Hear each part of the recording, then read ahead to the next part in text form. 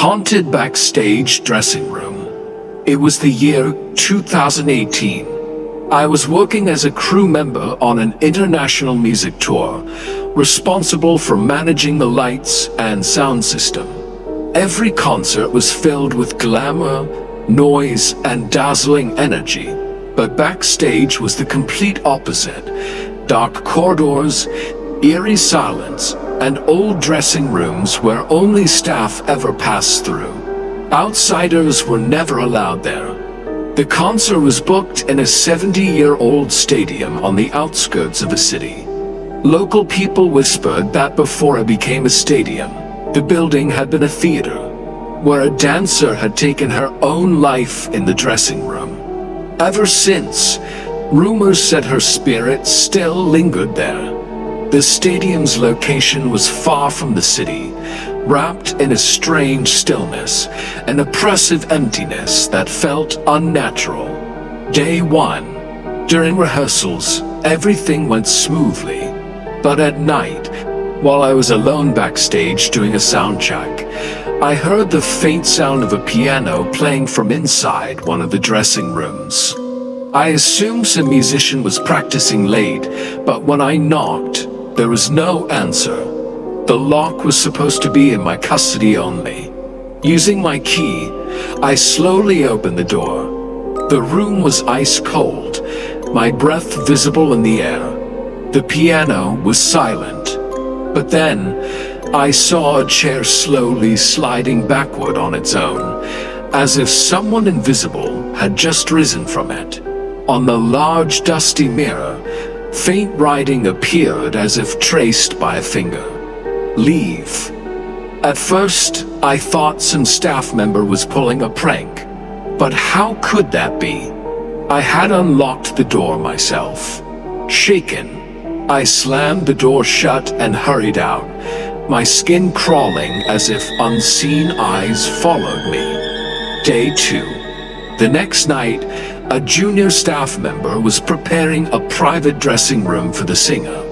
Within seconds of entering, he ran out pale as a corpse, trembling violently. All he could whisper was, "There was a woman laughing inside, a horrible, piercing laugh." We rushed back to check. The room was empty, but the massive mirror was gently vibrating, as though someone had just pressed on it from the other side. One staff member touched it, only to scream in pain. The glass was burning hot, as if pulled straight from fire. The singer himself witnessed this, and immediately demanded a different room. That night, something even more terrifying was captured on the CCTV. In the grainy black and white footage, a woman in a long white dress was seen sitting before the mirror, combing her blood-soaked hair. But when staff rushed in, the room was completely empty. The most horrifying part, on the recording, the woman appeared only in the mirror's reflection. She didn't exist in the actual room. Day 3, the final show. On the night of the last performance, I was crawling under the stage checking sound cables. The darkness was suffocating.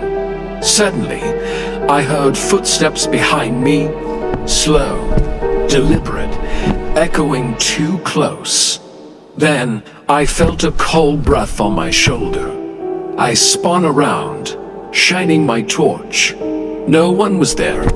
My headphones crackled with static, and then a distorted voice whispered directly into my ears. "You shouldn't be here." My blood turned to ice.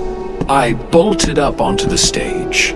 A colleague looked at me with wide eyes and whispered, "You heard it too?" I heard the exact same words yesterday. The final concert somehow reached its end. Just before the singer stepped on stage, he glanced at the dressing room mirror. He froze, horrified.